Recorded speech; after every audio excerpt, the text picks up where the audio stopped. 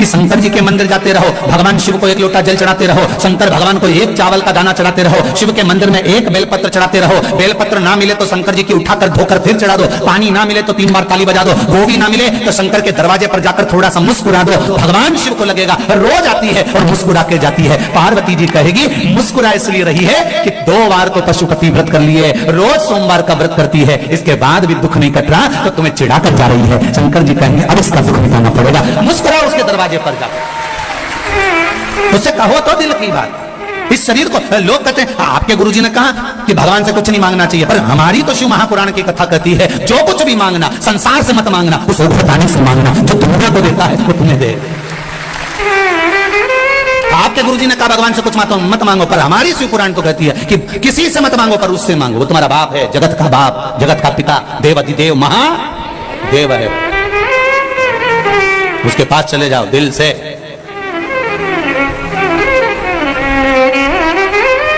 ये आत्मा, ये शरीर, ये सोने की रकम है, इस शरीर को भगवान तक लेकर जाओ।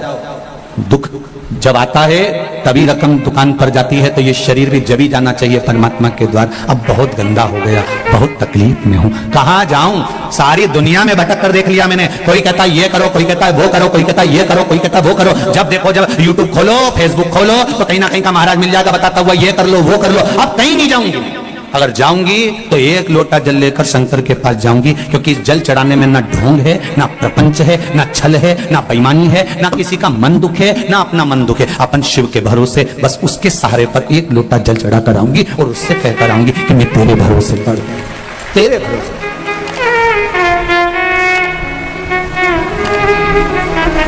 बस तेरा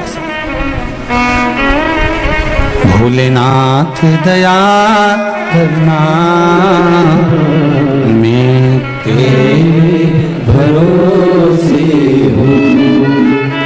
उसके भरोसे पर रहो, उसके सहारे पर रहो, उसके आनंद में रहो, मत भटको यहां वहां। सारी दुनिया में भटक कर देख लेना, अंत में कुछ नहीं मिलने वाला। लोग तुम्हारा धन रख लेंगे, 5,000 यहां जमा कर दो, 2,000 वहां जमा कर दो, 3,000 यहां जमा कर दो, फिर ये 4 गेहूं का दाना उठा के ले जाओ, ने 5 ये ले जाओ, ने वो ले जाओ, कुछ नहीं निकलेगा इसका साथ। अंत समय में फिर आना ही पड़ेगा शिव के द्वार। अंत बिंदु वही है, उसके सिवाय कुछ नहीं है। और जीते भी शिव के बन जाओ तो मरने के बाद भी शिव के ही होना है। अंत समय के बाद में, प्राण छूटने के बाद सब आग लगा के चले जाएंगे। भगवान विष्णु वैकुंठ में रहेंगे, ब्रह्मा ब्रह्म लोक में रहेंगे, इंद्र इंद्र लोक में रहेंगे, सारे देवता अपनी अपनी जगह पर रहेंगे। पर शमशान में जब आग लगा के जाएंगे तब कोई नहीं रहेगा, तब वो ही रहेगा, एक देव अधिदेव महादेव रहेगा। तुम हड्डियां अग्नि के कारण चटर चटर कर रही होगी तो महादेव पूछेंगे क्यों री कमला, तेरी हड्डी तो बहुत टूट रही रे। कमला के नहीं गई ना शंकर के मंदिर, इसलिए अब चटर चटर करके टूट रही। महादेव ये जाती ना तो नहीं टूटती है, निश्चित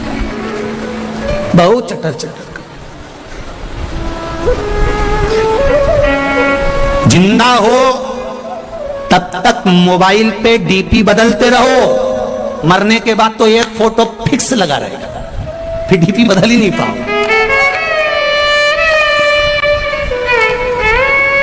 मरने के बाद डीपी बदल रही है क्या? अरे बोला तो सही, फिर एक जैसा फोटो, इतना बड़ा फ्रेम में, माला पूरी और खीर चिपकी हुई और तुम पल्लू लेके मुस्कुराते हो। इससे ज्यादा कुछ नहीं जीवन। जिंदा हो तब तक डीपी बदलते रहो, मरने के बाद तो एक फोटो डीपी पर फिक्स हो जाएगा, और वो भी छोरा छोरी लगाएंगे तो लगाएंगे, नहीं तो कौन लगा रहा तुम्हारा फोटो? इतनी शान से जियो मारा छोरा मारा छोरा। मरने के बाद इतने बैठे हो, तुम में से कौन है जो श्राद्ध में अपने डीपी पर अपने दादा परदादा का फोटो लगा दिया? जब उनका नहीं लगाया तुमने, तो तुम्हारी औलाद तुम्हारा लगाएगी। अरे जीजी जाने दो, रही राजस्थान वाली हो।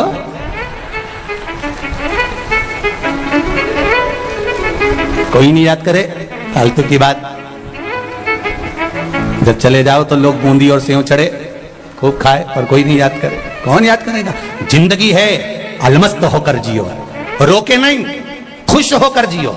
इतनी प्रसन्नता का जीवन जीना कि दुख है और बहुत चेहरे पर स्माइल है, तो लोग भी, परिवार वाले भी कहेंगे कितनी दुखी थी, कितना कर्जा है, कितनी तकलीफ में है, तो भी कितनी मुस्कुरा रही है। पूरे परिवार वालों को तुम्हें देख के टेंशन हो जाएगा कि इतना दुख होने के बाद ये हंस क्यों रही है। उनकी रोटी नहीं भाएगी, उनको आधा खा के छोड़ देंगे कि ये मुस्कुरा क्यों रही है। कारण क्या है इसके मुस्कुराने का? इतना दुख होने के बाद, इतना कर्जा होने के बाद, इतनी तकलीफ होने के बाद, शरीर में इतना कष्ट होने के बाद भी जब देखो जब खजूर वाली चोटी करके वो जोरदार दिखे तो भगवान कहते मुस्कुराते रहो, चेहरे पर प्रसन्नता होना चाहिए। आग लगे बस्ती में, आवाज नहीं है यजराम की, बोलो आग लगे बस्ती में और अपन रहो मस्ती में। क्या किसको रोइए, चादर तान के सोइए। अपने को क्या करना कि कौन क्या कह रहा है, कौन क्या बोल रहा है, वो बोले तो बोलने दो, आड़ा टेढ़ा बोले तो बोलने दो। हम तो बहुओं से भी कहते हैं तुम्हारी सास कुछ भी बोले वो बोलती रहे, बोलने दो, तुम तो भजन गाओ ना, तुम तो भजन। वो गाली दे तुम श्री शिवाय, बस सास को ऐसी देख के 2-4 बार बोल दो श्री शिवाय। सास भी बोलेगी कुछ जादू कर रही है क्या, बस इतना तो वो बोले कि जादू कर रही है ना, पता नहीं, मुझे तो नहीं मालूम, पर इस मंत्र में जादू हो सकता है। तभी तो महाराज व्यासपीठ से बोले और लोग लाखों की संख्या में मोबाइल और फेसबुक पर सुनते रहे। इस मंत्र में कुछ तो होगा, ये निश्चित है। जपो श्री शिवाय नमस्तुभ्यम, ये जिह्वा से जितनी बार निकलता है। शिव महापुराण में अभी कुछ समय पहले, 1-2 महीने पहले इंदौर में कथा थी, लोगों ने बहुत ऑब्जेक्शन लिया, ये श्री शिवाय नमस्तुभ्यम कहां से आया, ये कोई मंत्र है क्या, ये कोई साधना है क्या, लोगों ने खूब ऑब्जेक्शन लिया। उसके बाद में लोगों ने जब शिव पुराण में देखा, शिव पुराण में जब देखना चालू करा तो शिव पुराण में लिखा था वित्तेश्वर संहिता में कि इस मंत्र को बोलने वाले का केवल मुख का दर्शन कर लो तो काम हो जाता है, उसमें लिखा है।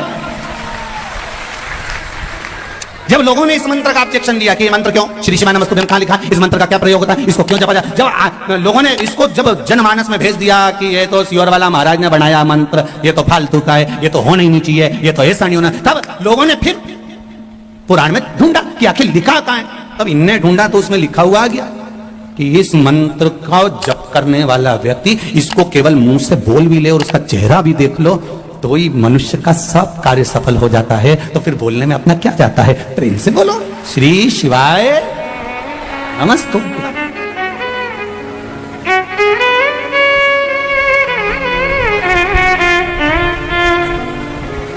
स्मरण है उसमें।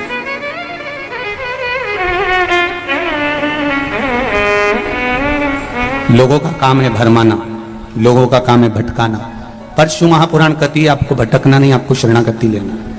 शरणागति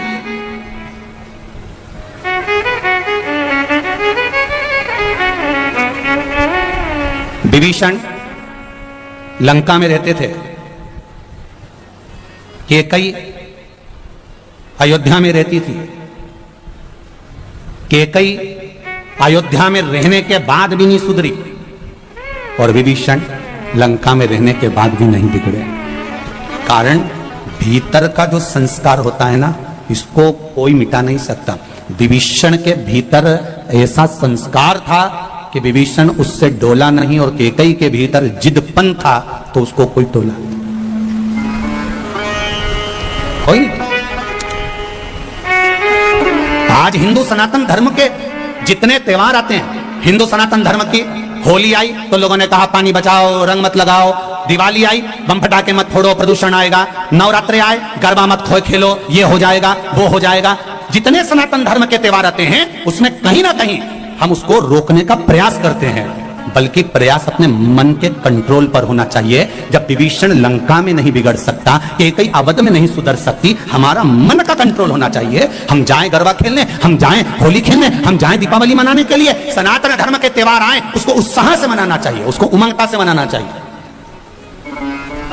और अपने मन पर कंट्रोल रखना चाहिए। हम कहीं गलत संगत में तो नहीं जा रहे। हमें हमारे माता पिता ने भेजा है, हमारे माता पिता ने हमको भेजा कि जाओ तुम, ये होली का त्योहार है, ये दिवाली का त्योहार है, ये गरबे का त्योहार है, ये त्योहार आया है, तुम अच्छे से मनाओ। रक्षाबंधन का त्योहार है, हमारे माता पिता ने जब विश्वास रखकर भेजा है तो हमारे माता पिता के विश्वास को हम तोड़े ना, बस इतना स्मरण होना चाहिए। बाकी का त्योहार कोई भी हो सनातन धर्म का, उसे दिल से मनाना चाहिए। जितनी उमंगता से मना सकते उतनी उमंगता से मनाओ।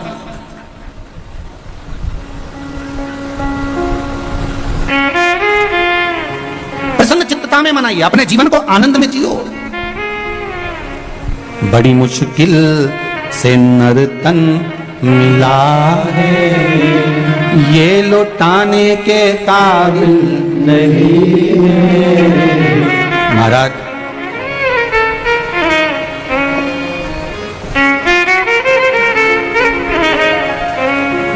83,99,999 जन्म फालतू के मिलते हैं। उसके बाद मनुष्य का जन्म है 84 लाख हुआ।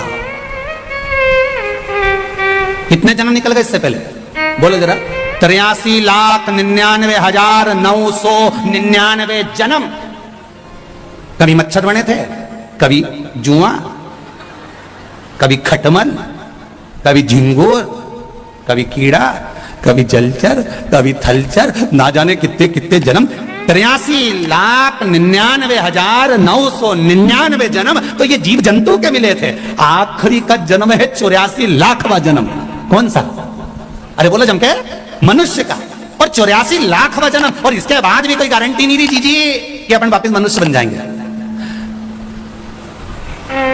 वापिस मनुष्य बने ये कोई भरोसा नहीं। अगर दूसरे का पैसा खाकर मर गए तो अगला जन्म भैंस का मिलेगा, और भैंस का जन्म मिलेगा, और जिसका पैसा खाकर मरे उसी के घर में दूध देना पड़ेगा, और वो नोच नोच के निकालेंगे।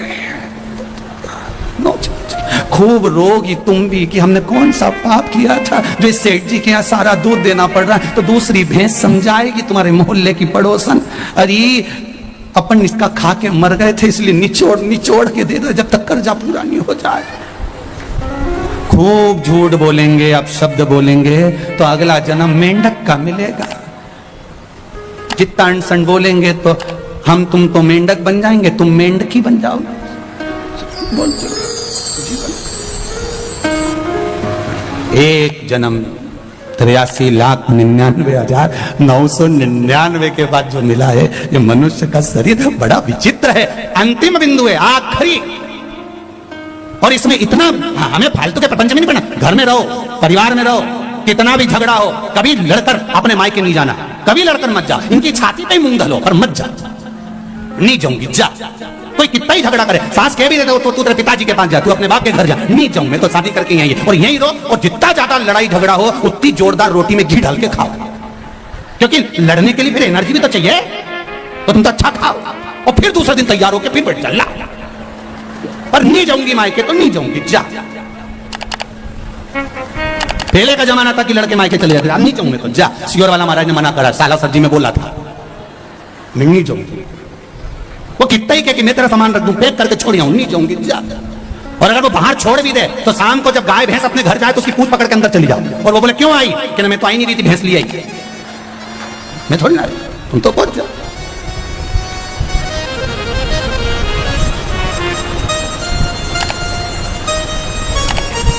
रहो प्रेम वश रहो।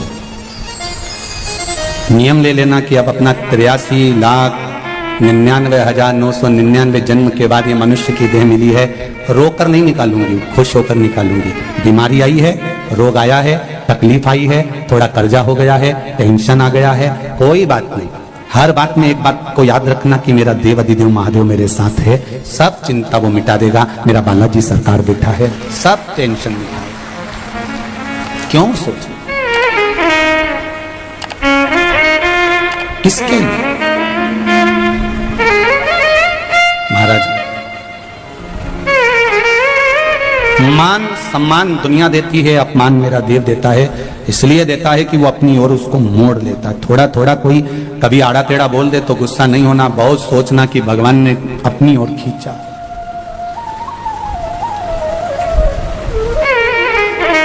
अपनी ओर खींचा वो साधारण नहीं। भगवान शिव से अपने हृदय की बात, चित्र की बात भगवान को कहे, रिटर्न भगवान शिव से कहे। जब दिल से, हृदय से, चित्त से हम भगवान को कुछ कहते हैं, भगवान सुनता है, स्वीकार करता है। एक प्रसंग बड़ा सुंदर शिव महापुराण में आता है।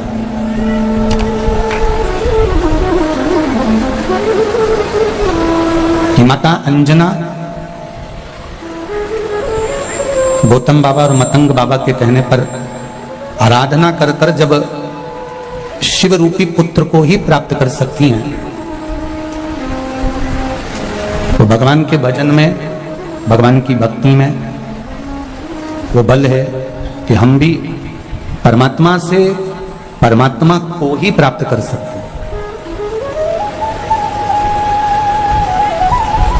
ये नहीं है कि परमात्मा हमसे दूर है, हमारे भीतर जो है वो आत्मा है। विश्वास के बल पर हम जिसको प्रकट कर लें वो परमात्मा। सारी समस्या का हल एक लोटा जल। बस जैसे पार्वती मैया ने भगवान शंकर से एक प्रश्न किया कि शिवजी, हे ओघड़दानी, हे बागंबर धारण करने वाले, मुझे आपसे केवल एक प्रश्न करना है कि मृत्यु लोक में भजन करने का कोई एक निश्चित समय रखना चाहिए या नहीं? कई लोग कहते हैं हम सवेरे 9 बजे पूजन करने बैठते हैं। हमारा नियम है 9 बजे से 10 बजे तक मैं पूजन करती हूँ। मैं 8:30 बजे शिव जी के मंदिर जाती हूँ, मैं इतनी बजे भगवान के मंदिर पहुंचती हूँ, मैं इतनी बजे भगवान का ये कार्य करती हूँ। समय से नहीं है।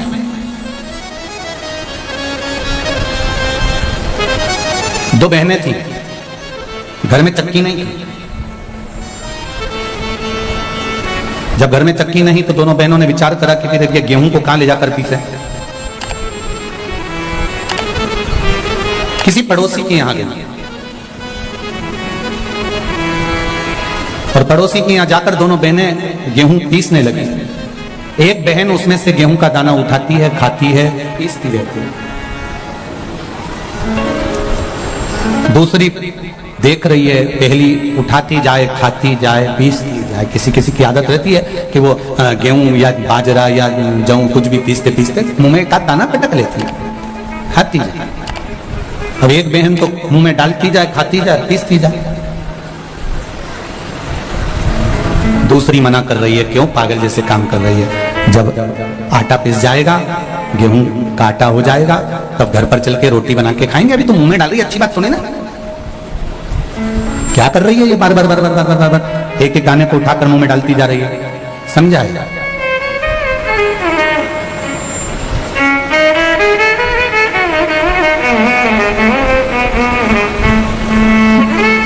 अब जिस गांव में ये दोनों बहनें रहती थी, दोनों गेहूं पीस रही थी, आटा बना लिया, एक खाती रही, पीसती रही, दूसरी उसको समझाती रही।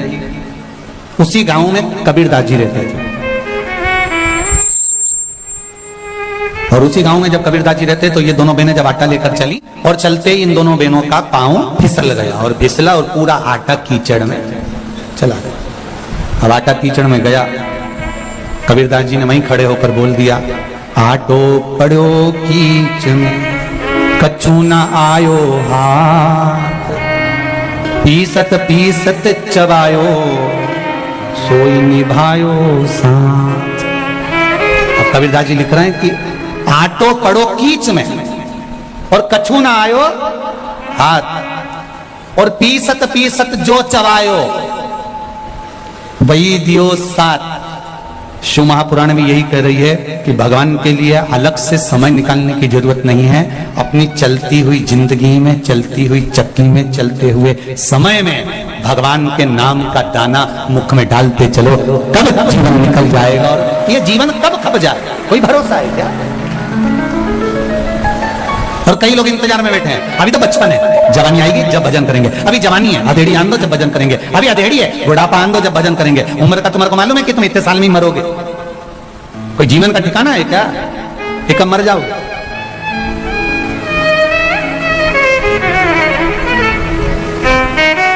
काल करे सो आज कर, आज करे सो अब, पल में प्रलय हो जाएगा, हरि जपेगा तब। ये जीवन का कोई भरोसा नहीं, कोई ठिकाना नहीं कब क्या हो जाए। हाँ, अगर तुम्हारा विश्वास पक्का है, तुम्हारी भरोसा चढ़ी है, तुम भरोसे के बल पर जी रहे हो, तो ये निश्चित है कि शिव तुम्हें साथ। एक पत्र आया है, पत्र बहुत सारे,